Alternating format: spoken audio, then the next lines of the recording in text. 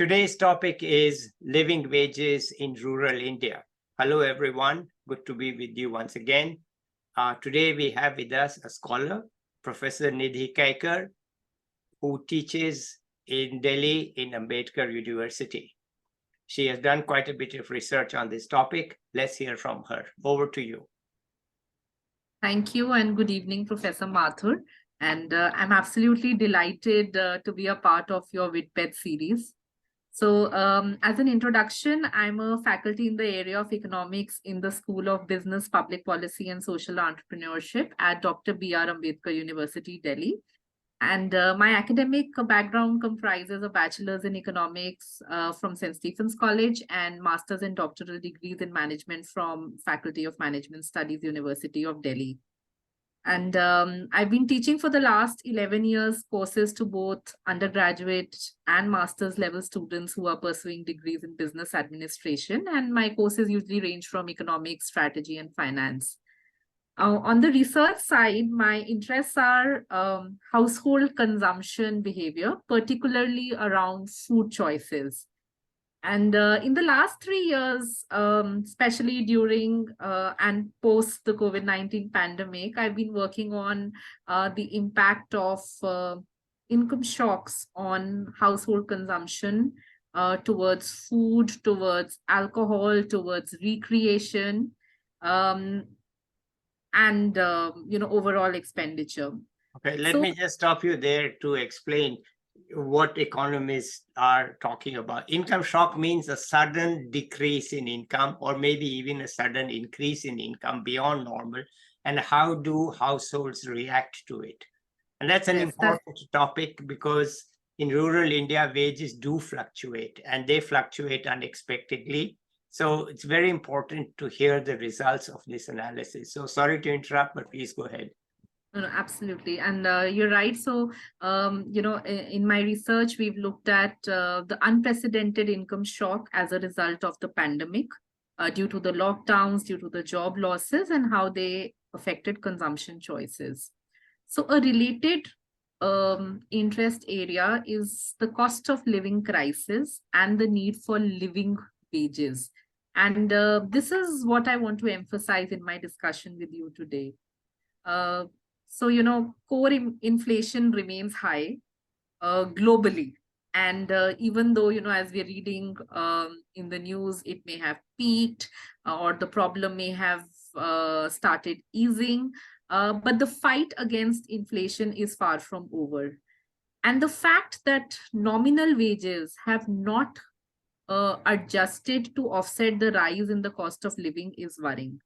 Okay, just a second. Nominal wages are what people actually earn in the real world, what they are paid. And of course, we distinguish between that and inflation-adjusted wages, but nominal means what people actually earn in the real world, right? And they have not kept up. That's what you're saying. Yes. In fact, the World Economic Forum, they come up with this annual global risks report. And the latest global risks report recognizes the cost of living crisis as a top risk globally. And even in India, I think it ranks at the 3rd position. So it's a real crisis. So in such a situation, labor market policies have a very important role to play. So when we talk about India, there are 2 issues related to this. The first one is that 90% of the workforce is in the informal or the unorganized sector who do not come under the purview of the minimum wages.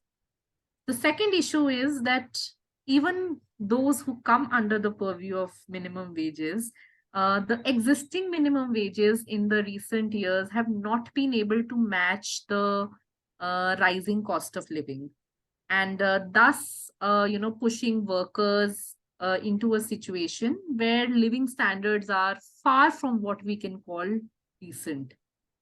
So, this increasing cost of living and inadequate access to public utilities and resources have really made life of the common man, especially those at the lower echelons, very difficult and impossible to lead a decent life. So continuing from there, what I want to share is what exactly is a living wage. So that's the topic for today's discussion. Um, when we talk about minimum wages are set um, at the central level and at the state level for scheduled employments. Mhm. And you have different minimum wages on the basis of occupation, industry, the skill level, the location, because we have zones, the arduousness of or the laboriousness of the work.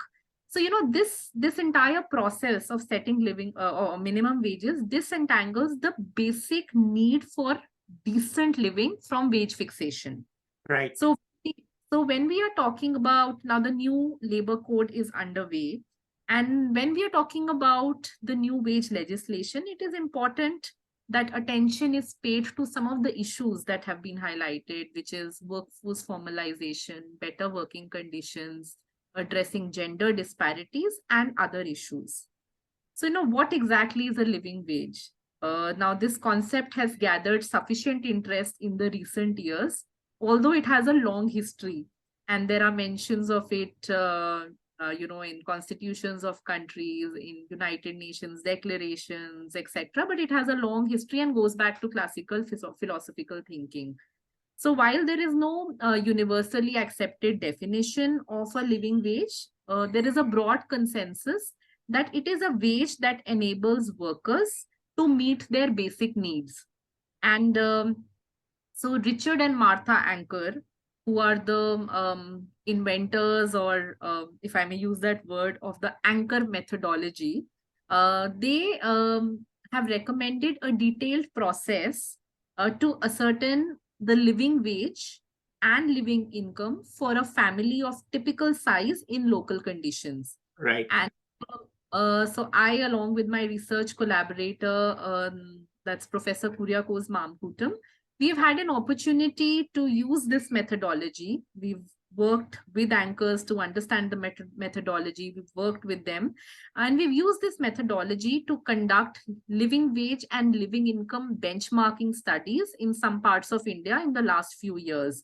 So these include, we've done a benchmarking for the carpet weaving belt in Uttar Pradesh, eastern Uttar Pradesh.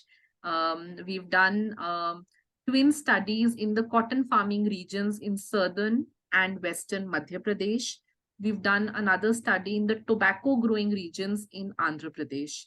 Right. And this is basically in those locations, we are looking at estimating what is known as a living wage. And when we estimate it for a region, we also are conscious that our estimates should be applicable to a broader geographical context, not just the district where Right. our city is located. So when we do these benchmarking studies, we use a mix of secondary and primary data. For secondary data, we rely on household consumption expenditure surveys. For primary data, we engage with the workers in the field ourselves, as well as through our field representatives. And then we estimate the cost of decent living. And consequently, after we estimate the cost of decent living, we estimate a living wage. And these are based on normative standards. So the normative standards are around food. So, our living in the cost of living should ensure nutritious as well as palatable food, which is to local tastes and preferences. So it's not just a balanced diet. It is also, Right. it's a diet which is nutritious as well as palatable. Safe housing.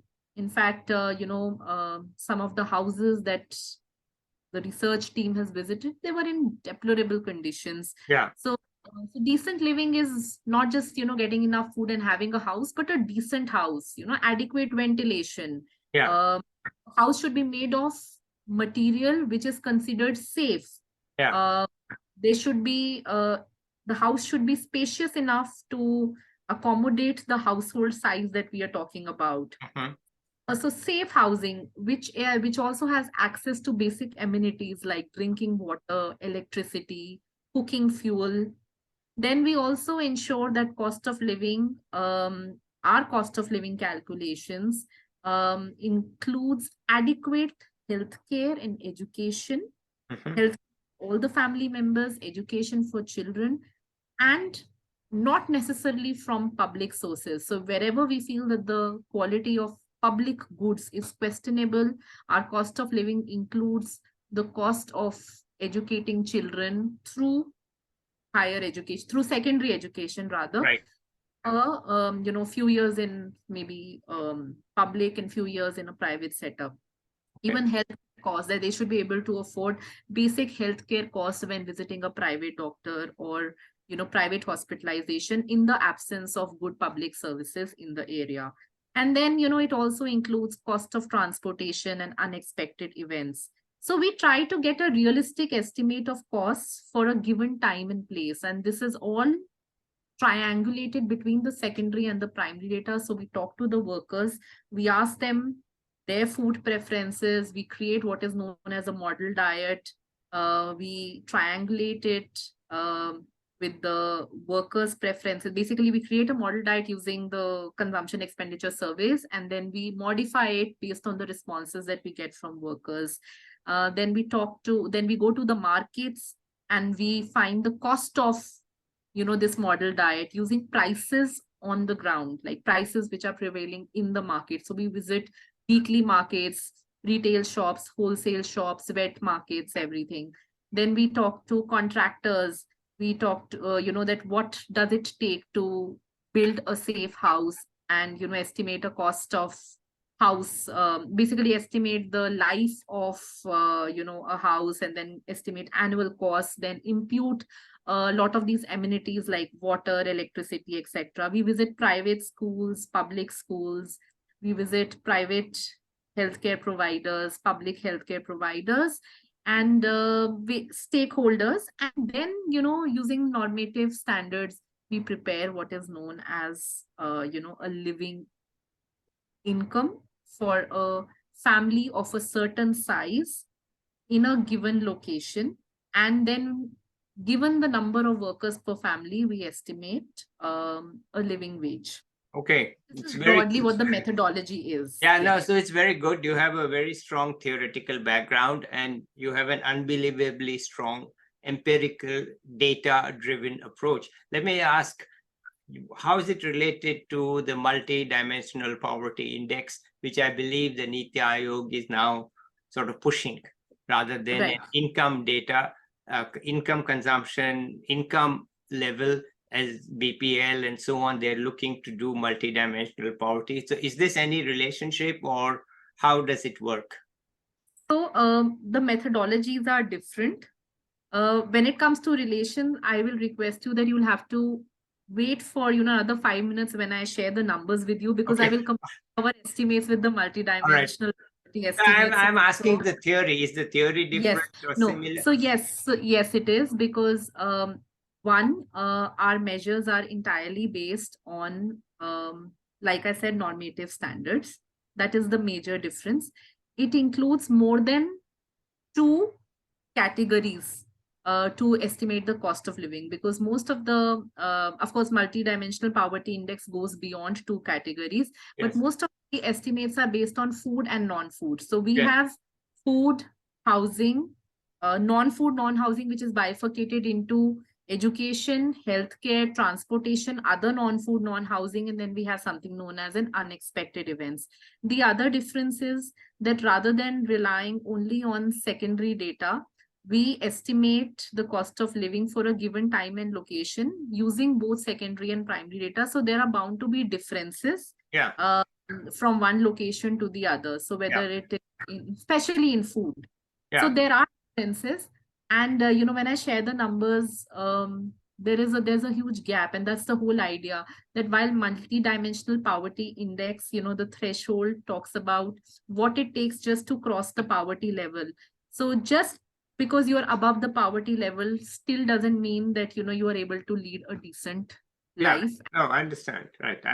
So it is not sufficient for decent living. I think that I mean, it sounds like, you are much more in depth than any MPI. You are much more in depth because you are local. Absolutely. You are local. We are very local. Yeah, very local, and it's on the ground. rather than a broad generalization. So you are very local, so your results are more robust.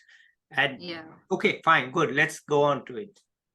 So, having spoken about this methodology, one very interesting observation is, complexity that we face. Now, from an employer's perspective, they would believe that the cost of living is much lower because, these are farm workers and farmers, they reside in their own houses. They receive free electricity. They benefit from subsidized rations and other goods. They grow their own food. So the cost of living is lower. But we, we impute everything. So even their own house, it doesn't mean that their cost of living is lower. There is some. You are talking about the real cost of living. Yes. So on the other hand, the workers and farmers indicate that the current wages fall short of living wage benchmarks. And while, these subsidies, they alleviate certain living costs, the quality of many of these services is often questionable.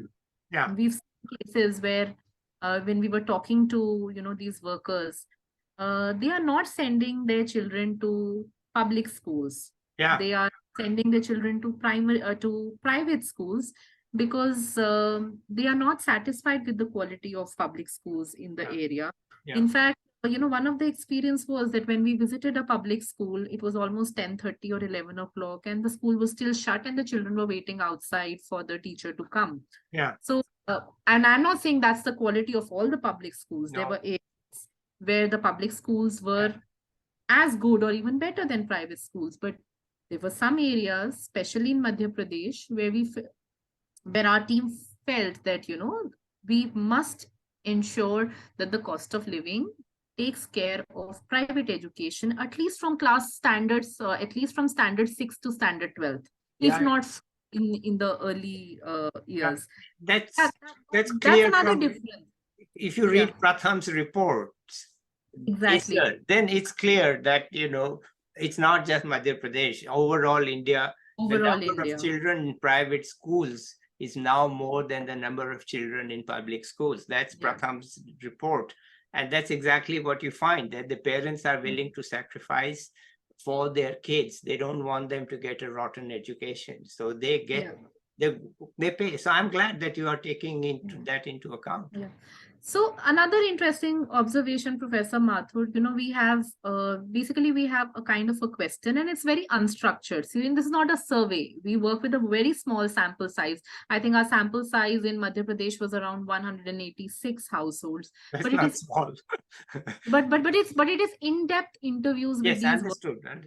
And nobody out of those 186, nobody said that we go to a public dispensary in case of routine illnesses. They go to private doctors and they use public hospitals only in the case of hospitalization and especially in the case of childbirth.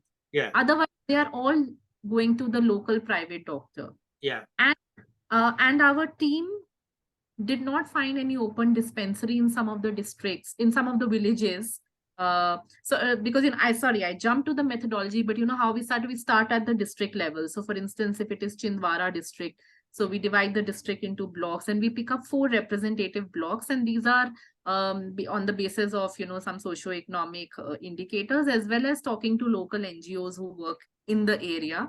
And then in these 4 blocks we identified 5 villages each, so those 20 villages became our sample, and in each village we visited at least 3 to 4 households and did an in-depth interview.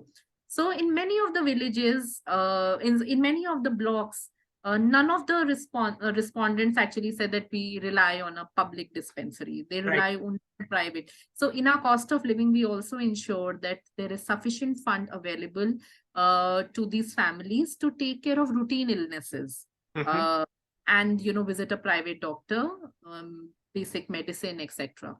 So that's the these are some interesting examples that come up when we are talking about our experience in the field. So what is interesting is that in this process, we understood what workers eat and what they would like to eat. So for instance, uh, they said that, okay, we are non-vegetarians, but we are able to afford a non-vegetarian meal only in case of some occasion, or once in a fortnight, or once in a month. Yeah. But our model diet, to ensure adequate protein intake, we included 2 servings of meat in the model diet. So Okay. we prepare the model Okay, diet. we are now, I am now eager to hear the results, because we Right. understand Okay. that you are very detailed and very thorough, and Yeah. that's why it's so important to come to your numbers. Right. I'm just eager to hear the Yeah, conclusion. absolutely. So I'm just Yeah. coming to that. So, Yeah.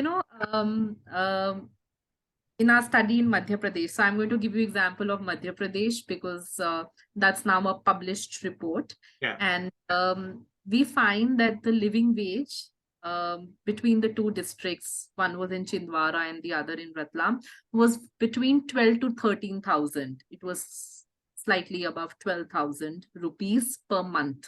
Yeah. And this was higher by 80%. Um, it was 80% higher than the minimum wage prescribed for unskilled agricultural laborers. Yeah. So the minimum wage prescribed for agricultural laborers was less than 7,000, slightly less than 7,000. And our living wage estimates are more than 12,000. So Yeah. this is the if you talk about unskilled non-agricultural laborers, then also our estimates are about 43% higher. Yeah. And this is just minimum wages. So, when I started, I said there are 2 problems. One is that the minimum wages are not adequate, but the first problem is that 90% of the workforce is unorganized, informal. They don't even come under the minimum wages. Right. So let us compare our estimates to the prevailing wages. Right. Now, when we look at the prevailing wages, and I'm looking at the official records of RBI. So RBI has this wage, and if you convert it to monthly wage, etc. So if we compare our estimates to the prevailing wage, it is more than double. So the prevailing wages are around 5,000 per month, and our estimates are more than 12,000. And in fact, what we found was that the prevailing wages in Madhya Pradesh area were very close to the World Bank poverty line of $3.2 per person per day. Yeah. That's basically the difference that we see. And this, kind of brings us to why our living wage is important, because we can clearly see this gap. And living wages, by reducing disparities between, not just between high and low earners, but also specifically addressing gender, caste, age, disabilities, and regional issues, living wages can help address several sustainable development goals around poverty, around hunger, around decent work, around reduced inequalities, quality education, etc. And that's the basic background and of our work. Well, it's great, because I haven't been to India now 5 years, but used to ask me what's a decent wage, and I would say tier 2 or tier 3 cities, it's 12,000 rupees.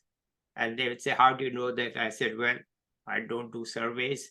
I look at what people are making, and I look at how they are living, and I estimate from that rather than how many. So my informal number for several years in small cities is 12,000 rupees a month.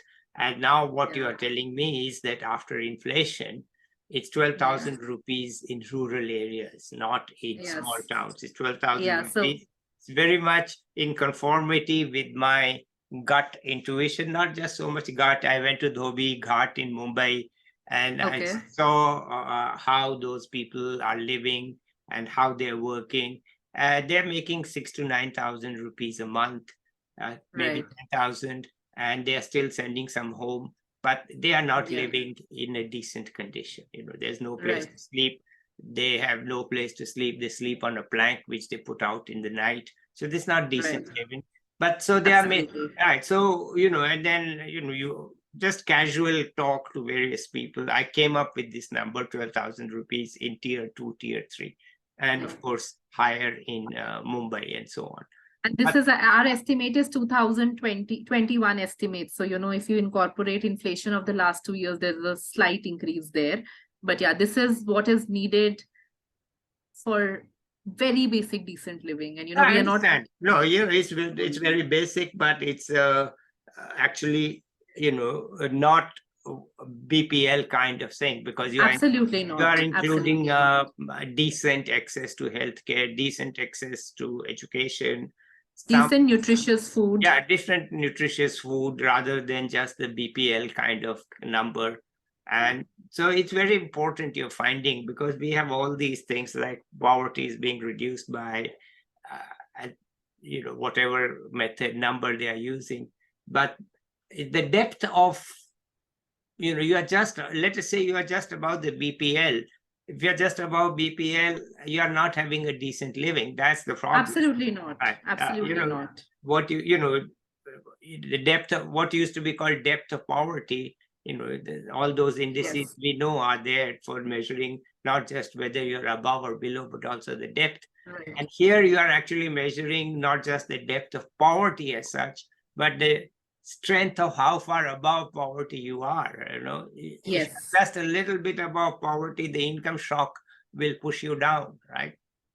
And so it's also, a test of how resilient the households are to, the kind of the income shocks. Of course, that's an entirely different topic, which is, what we did with in our other stream of research, which is looking at the impact of pandemic on food security, etc., which is with Professor Raghav Geha, who's also known very well to you. No, I understand, but it also explains to me why there's a political demand for subsidies, because this is the living condition, and in it the political demand for subsidies is very high, and the politicians are quite willing to cater to that demand. And I have coined a term in the last year that because of this, and you are proving this, giving me the ammunition, we are now living in Subsidy Raj. We have given up the permit license Raj only to move to Subsidy Raj, because every politician knows this gut instinct, right? Now we have put some numbers on it that look, 12,000 rupees is what you need. Nobody's making 12,000. They're making 5,000, 6,000, 8,000. Yes. And so then the politicians know it and they give them subsidies. Okay. And in the Subsidy Raj, we live. And let's not discuss, let me not talk some more. Let me hear, because we are running out of time. I have an interview coming up soon. So let me stop talking and let me give you 5 more minutes to conclude, summarize, and say anything else that you want to say. Yeah, so I mean, this is practically, what I wanted to share, but yes, maybe, I can just conclude with a short message, and that's actually on the lighter note, not the technical part of what we did, but, from what we saw in the field. So I think as educators and, as well as parents, because, I am a mother to a 5-year-old. So it is important that we develop in our students and children an understanding and sensitivity towards socioeconomic and environmental challenges. And I think there is nothing better than getting an exposure to rural communities, to grassroots level issues faced by villagers or even workers in manufacturing establishments. Because, during my research, I don't think we just came up with a number. But as Richard and Martha Anchor, they put it very nicely in their manual. We painted a picture of what it means to live on less than a living wage. Yeah. So and can you tell us in short what it is, what that picture is like? Yeah. So I wish, I could share the picture, but yeah, there are scenes when you see there is a house which is made up of mud, which has no roof, leaking roof. The animals and the kids are playing together outside, and food is actually the food is what is just available to them, either from their own little farm, and the condition is deplorable, and there were points when, you know, there was a tear in my eye. This is what it is. This Yeah. is the real. Yeah. So I think that's where I would Well, like to. do you have any sort of ray of hope, optimism that you saw? I mean, I know the Yes, picture is there not is good at all. certainly. There is not the picture, the overall picture is dreary and gloomy, and it's right to The picture is very, very gloomy. right. Yes. It Yes. is, no question. But any ray of hope just to balance? I mean, how are Yes, there is how are the the ray kids? of hope is the ray of hope is that yes, you know, there is increased um what how do I put it? There is an increased interest on the part of corporates um to adopt living wages, and not just in their own workplaces but also in their supply chains. So even though there might be skepticism on part of India Inc. and their reluctance to pay living wages, but we are seeing a global movement where multinational corporations would like to adopt, you know, some of these best practices as far as the supply chains are concerned. And even though, you know, what has been the impact of adopting living wages by employers in their workplaces, on their strategy, on their business model was beyond the scope of a study, the importance of living wages in ensuring corporate sustainability performance cannot be undermined. And I think it also strengthens the resilience and the stability of value chains. So as we see this greater interest and living wages also entering the parliament discussion, there is a ray of hope. Okay. Well, Certainly. you see the ray of hope from the upper level. For me, the ray of hope is at the bottom level, that the people don't accept poverty. They are not You are accepting absolutely poverty right. as a way of Absolutely. life. Yeah. They say, no, this school's no good. I'm not going to send my kid there, even though it Yeah. means I won't get enough food to eat. I'll send my kid. I won't go to a rotten dispensary because that's no good. I'm going to go to a dispensary. Whatever it is, I will have to Yeah. get good health care. And in the end, that's what's going to drive India, not any top-down decision. It is really the unwillingness of the, as I see, the unwillingness of the rural poor to accept that Absolutely. No, you are absolutely right. poverty and low income is their station in life. No, they are rebelling against it. So And so you're absolutely right. There is ray of hope at the bottom of the pyramid certainly. And as you know, people are discussing it more and more. So I see the ray of hope in terms of, you know, a general acceptance that yes, you know, this is what we need to work for and move beyond, you know, just this minimum wages, which we have heard for, you know, so many years. So that's the broad idea. okay, good. We are really out of time, not because I'm not interested anymore, but we do have somebody else whose discussion I need to start. So let's Okay, all say right. goodbye to you. And Thank you so much. I will stop this whole thing now so that Rhythm can join. And thank you, Professor Kaicker. It was really great to meet you and to talk to Thank you. you. And Likewise. please keep in touch. I will send you the link to the. I look forward to it. Right. Thank you Okay. so Yeah. much. Yeah. Bye-bye. Okay. Bye.